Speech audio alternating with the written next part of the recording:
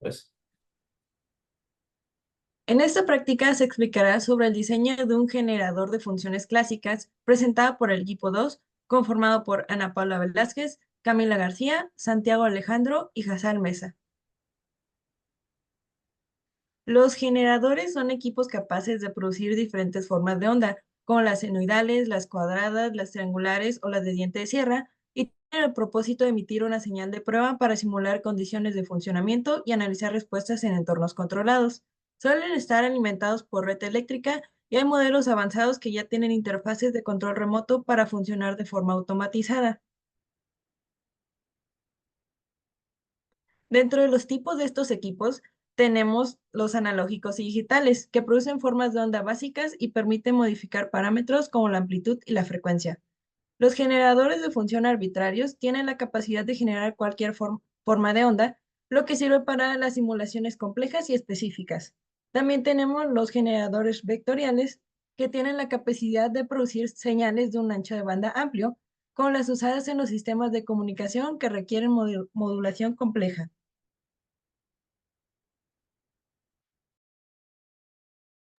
En esta figura tenemos un diagrama de bloques de un generador de funciones típico, donde vemos un control de frecuencia para ajustar la corriente que se da al integrador por las fuentes A y B, donde la fuente A va a proporcionar corriente continua al integrador y la fuente B va a empezar a suministrar corriente cuando el voltaje alcance su pico, invirtiendo su corriente para generar una onda triangular.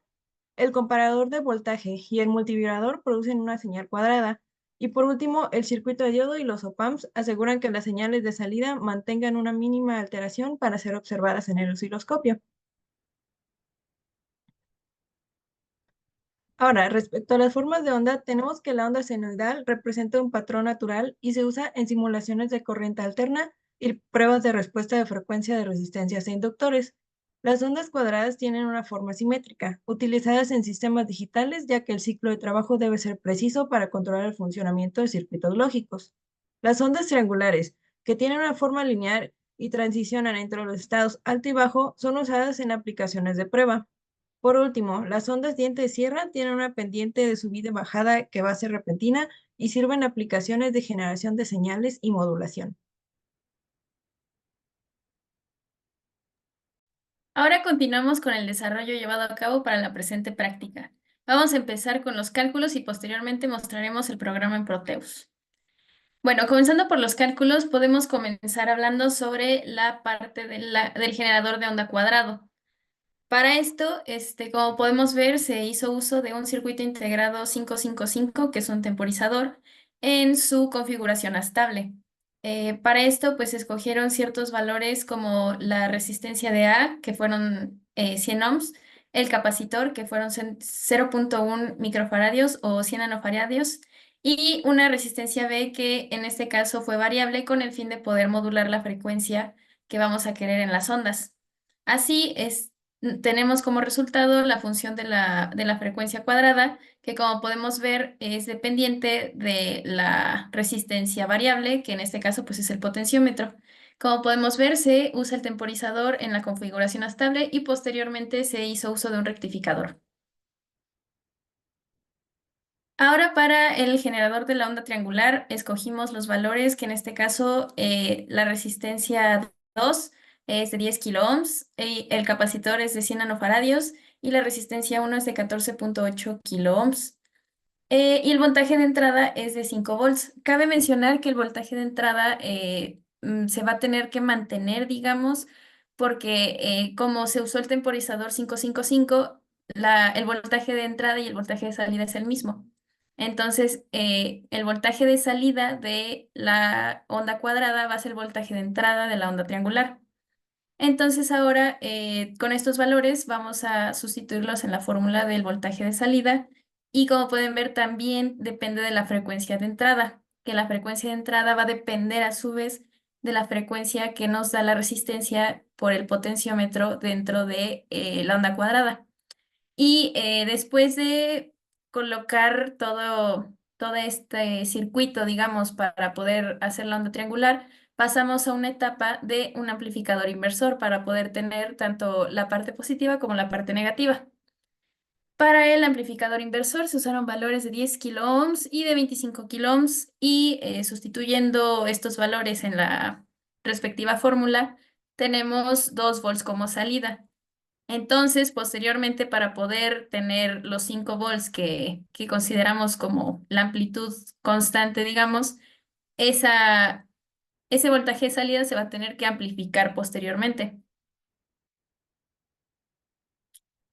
Para esa amplificación, aquí se pueden ver los cálculos realizados y aquí se explica mejor estas etapas, digamos, para el generador de la onda triangular, comenzando por el amplificador integrador, que es el que nos va a dar como tal la forma triangular. Después pasa un rectificador para obtener una señal rectificada.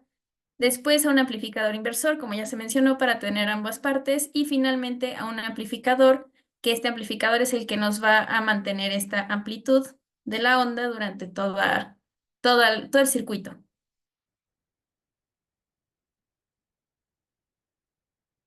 Ok, y ahora para el generador de onda senoidal, pues igual se va por etapas. Como ya se mencionó, se usó en la triangular el amplificador integrador y en este caso también usamos el amplificador integrador en la misma configuración con el capacitor y la resistencia en paralelo. Para este caso, los valores escogidos fueron la resistencia de 100 kiloohms, un capacitor de 0.0022 microfaradios o 2.2 nanofaradios y una resistencia de 150 kiloohms y el voltaje de entrada pues es el mismo voltaje de salida de la etapa anterior que se mantiene siendo de 5 volts. Se hace toda la sustitución en las fórmulas correspondientes y como podemos ver el voltaje de salida también va a depender de la frecuencia de entrada que depende de la frecuencia de la etapa anterior, que fue la onda cuadrada. Entonces, ya teniendo esta etapa del circuito hecha para poder obtener la fórmula, igual se usa un amplificador inversor para poder tener ambas partes de la señal. Se usaron 28 kiloohms para la resistencia 2 y para la 1 12 kiloohms y eso se sustituye en la fórmula que nos da un voltaje de salida de 2.143 volts, que entonces también tendremos que amplificar para poder mantener la amplitud de 5 volts que estábamos trabajando en las etapas anteriores. Y entonces para eso, pues otra vez usamos un amplificador no inversor. eh, con estos valores, para poder tener los 5 volts de salida, escogimos esas resistencias, hicimos la sustitución y aquí se explica mejor por etapas. Como podemos ver, pues tenemos primero el amplificador integrador de la onda senoidal, un rectificador. Ese rectificador posteriormente se lleva un amplificador inversor para poder tener ambas partes y finalmente se lleva un último amplificador que nos va a dar la amplitud de 5 volts.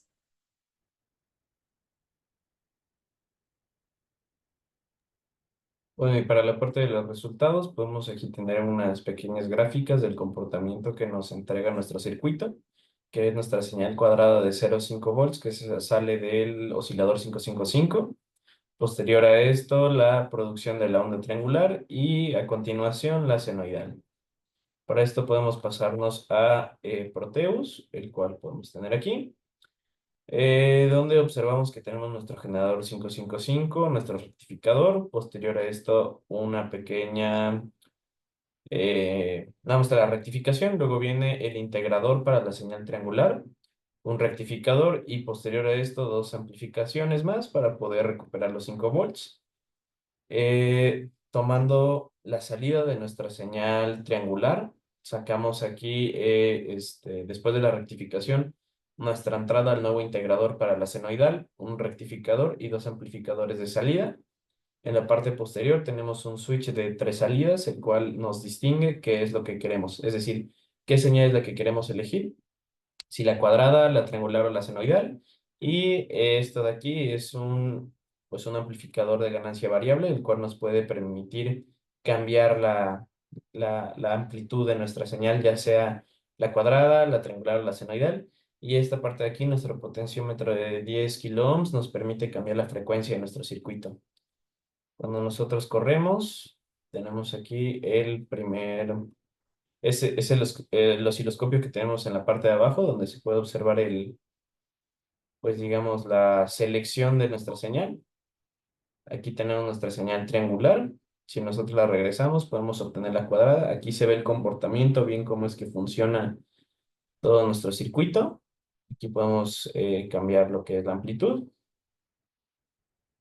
al igual que la frecuencia en la parte de acá. Mientras más subimos el potenciómetro, mayor frecuencia. Mientras más lo bajamos, menos frecuencia. Aquí podemos elegir entonces la triangular. Se ve nuestro cambio. Tarda un poco en mostrar la señal. Aquí podemos de nuevo cambiar nuestra amplitud. Podemos irlo aumentando. Y nuestra señal senoidal, que también se puede ver cómo es que hace ese cambio de señal debido a los capacitores.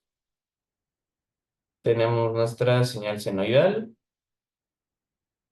Apagar estos canales. Y igualmente se puede cambiar la frecuencia de la misma, aumentando el potenciómetro, así como la amplitud, aumentando este potenciómetro.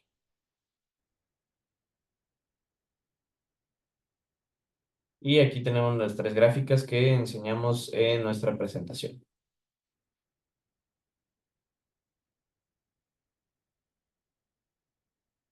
Aquí tenemos una imagen de cómo se ven estas gráficas. Aquí es con mayor frecuencia, de este lado con menor frecuencia. Podemos ver las salidas que ya son iguales.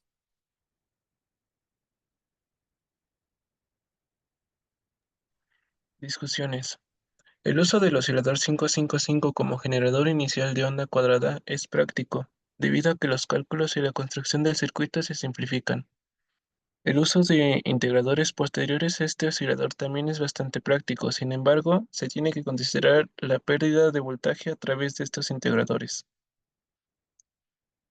Y es considerable ya que hay que comenzar una serie de amplificadores posteriores a la integración, además de considerar el uso de buffers antes de la amplificación de compensación con el fin de amplificar una señal ya rectificada, y así podemos distorsionar alguna variable de la señal.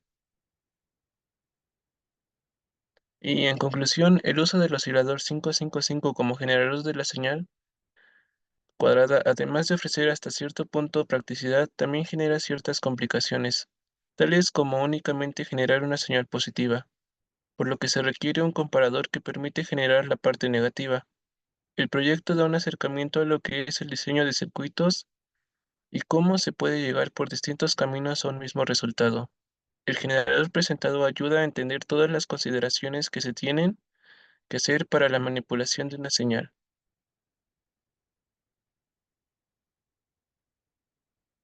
Y las referencias. Gracias.